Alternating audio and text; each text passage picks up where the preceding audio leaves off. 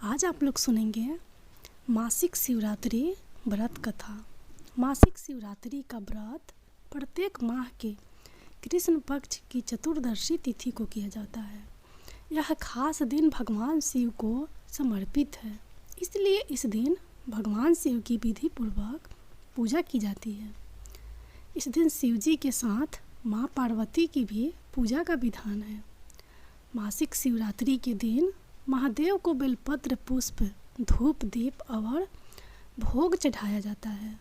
माना जाता है कि माह के प्रत्येक शिवरात्रि के दिन व्रत रखकर पूजा करने से भगवान शिव प्रसन्न होते हैं और भक्तों को आशीर्वाद देते हैं। इसके अलावा कष्टों को भी दूर करते हैं। इस समय दिसंबर का महीना चल रहा है, इसलिए इस बार साल का आखिरी मासिक शिवरात्रि व्रत आज यानी 11 दिसंबर को किया जाएगा। तो चलिए अब सुनते हैं मासिक शिवरात्रि व्रत कथा। धार्मिक पौराणिक कथा के अनुसार चित्रभानु नामक एक शिकारी था। जानवरों की हत्या करके वह अपने परिवार को पालता था। वह एक साहूकार का कर्जदार था, लेकिन उसका ऋण समय पर न चुका सका।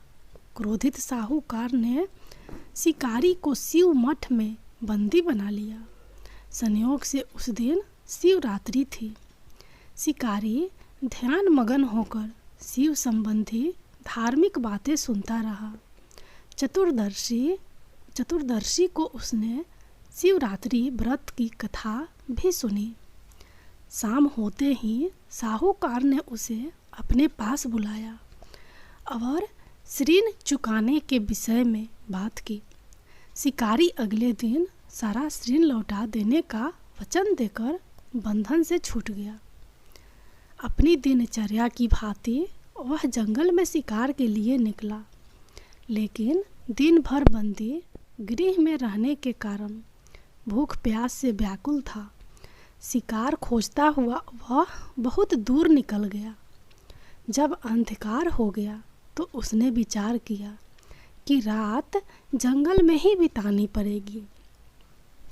वह एक तालाब के किनारे एक बेल के पेड़ पर चढ़कर रात बिताने का इंतजार करने लगा। बिल्व वृक्ष ने नीचे शिवलिंग था। बेल वृक्ष के नीचे शिवलिंग था जो बिल्व पत्रों से ढका हुआ था। शिकारी को उसका पता न चला।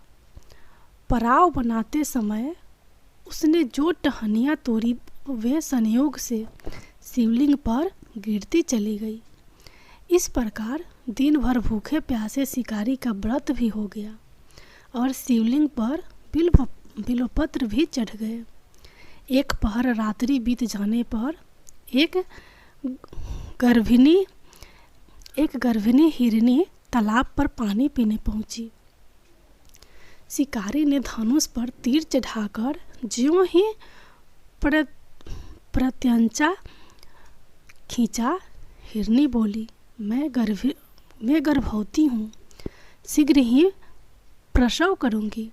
तुम एक साथ 2 जीवों की हत्या करोगे जो ठीक नहीं है। मैं बच्चे को जन्म देकर शीघ्र ही तुम्हारे समक्ष प्रस्तुत हो जाऊंगी, तब मार लेना। शिकारी ने प्रत्याचना ढीली कर दी और हिरनी जंगली झाड़ियों में लुप्त हो गई। प्रत्यंचना चढ़ाने तथा ढीली करने के वक्त कुछ बिल्व पत्र अनायास ही टूटकर शिवलिंग पर गिर गए। इस प्रकार उससे अनजाने में ही प्रथम प्रहर का पूजन भी संपन्न हो गया। कुछ ही देर बाद एक और हिरनी उधर से निकली। शिकारी की प्रसन्नता का ठिकाना न रहा। समीप आने पर उसने धनुष पर बाण चढ़ाया। तब उसे देख हिरनी ने विनम्रतापूर्वक निवेदन किया, हे शिकारी, मैं थोड़ी देर पहले ऋतु से निवृत्त हुई हूँ। कामातुर विरहिणी हूँ, अपने प्रिय की खोज में भटक रही हूँ। मैं अपने पति से मिलकर शीघ्र ही तुम्हारे पास आ जाऊंगी। शिकारी ने उसे भी जाने दिया। 2 बार शिकार को खोकर उसका माथा ठनका वह चिंता में पड़ गया। रात्रि का आखिरी पहर बीत रहा था। इस बार भी धनुष से लगकर कुछ बेल व पत्र शिवलिंग पर जा गिरे तथा दूसरे पहर की पूजन भी संपन्न हो गई। तभी एक अन्य हिरनी अपने बच्चों के साथ उधर से निकली। शिकारी के लिए यह स्वर्णिम अवसर था। उसने धनुष पर तीर चढ़ाने में देर नहीं लगाई। वह तीर छोड़ने ही वाला था कि हिरनी बोली, हे शिकारी, मैं इन बच्चों को इनके पिता के हवाले करके लौटा आऊँगी। इस समय मुझे मत मारो। शिकारी हंसा और बोला, सामने आए शिकार को छोड़ दूँ, मैं ऐसा मूर्ख नहीं। इससे पहले मैं 2 बार अपना शिकार खो चुका हूँ। मेरे बच्चे भूखे प्यासे से बेअग्र हो रहे होंगे। उत्तर में हिरनी ने फिर कहा, जैसे तुम्हें अपने बच्चों की ममता सता रही है, ठीक वैसे ही मुझे भी सता रही है। हे शिकारी, मेरा विश्वास करो, मैं इन्हें इनके पिता के पास छोड़कर तुरंत लौटने की प्रतिज्ञा करती हूँ। हिरनी का दुख भरा स्वर सुनकर शिकारी को उस पर दया आ गई। उसने उस मिर्गी को भी जाने दिया। शिकार के अभाव में तथा भूख प्यास से व्याकुल शिकारी अनजाने में ही बेल वृक्ष पर बैठा बेल पत्र तोड़ कर नीचे फेंकता जा रहा था। पौ फटने को हुई तो एक हुष्ट पुष्ट मिर्ग उसी रास्ते पर आया। शिकारी ने सोच लिया कि इसका शिकार वह अवश्य करेगा।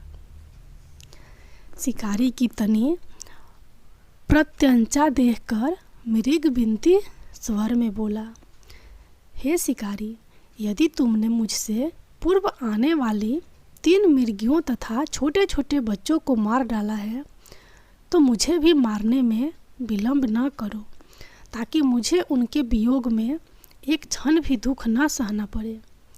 मैं उन हिरनियों का पति हूँ। यदि तुमने उन्हें जीवन दान दिया है तो मुझे भी कुछ क्षण का जीवन देने की कृपा करो। मैं उनसे मिलकर तुम्हारे समक्ष उपस्थित हो जाऊंगा। मिर्ग की बात सुनते ही शिकारी के सामने पूरी रात का घटना चक्र घूम गया। उसने सारी कथा मिर्ग को सुना दी। तब मिर्ग ने कहा, मेरी 3 पत्नियां जिस प्रकार प्रतिज्ञाबद्ध होकर गई है, मेरी मृत्यु से अपने धर्म का पालन नहीं कर पाएंगी। अतः जैसे तुमने उन्हें विश्वास पात्र मानकर छोड़ा है, वैसे ही मुझे भी जाने दो। मैं उन सब के साथ तुम्हारे सामने शीघ्र ही उपस्थित होता हूँ। शिकारी ने उसे भी जाने दिया। इस प्रकार प्रातः हो गई। उपवास, रात्रि जागरण तथा शिवलिंग पर बेलपत्र चढ़ाने से अनजाने में ही शिवरात्रि की पूजा पूर्ण हो गई। पर अनजाने में ही की हुई पूजन का परिणाम उसे तत्काल मिला। शिकारी का हिंसक हृदय निर्मल हो गया। उसमें भगवत शक्ति का वास हो गया। थोड़ी ही देर बाद वह मिर्ग सब परिवार शिकारी के समक्ष उपस्थित हो गया ताकि वह उनका शिकार कर सके। किंतु जंगली पशुओं की ऐसी सत्यता, सात्विकता एवं सामूहिक प्रेम भावना देखकर शिकारी को बड़ी ग्लानि हुई।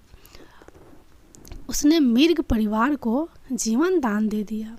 अनजाने में शिवरात्रि के व्रत का पालन करने पर शिकारी का मोक्ष और शिवलोक की प्राप्ति हुई। जय भोलेनाथ। जय माँ पार्वती।